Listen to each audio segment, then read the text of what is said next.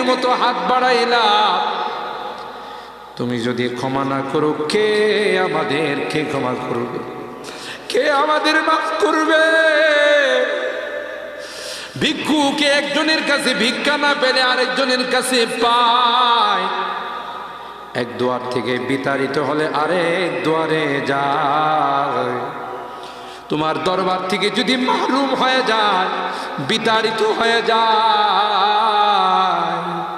কার কাছে যাব? কে আমাদেরকে ক্ষমা করবে?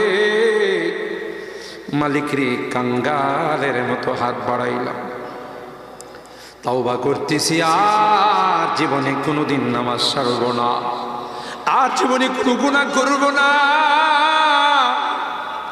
আর জীবনে কোনোদিন বেপরদায় চলব না, আর কোনোদিন সুদী লেনদেন করব না। কিয়ামতের কঠিন ময়দানে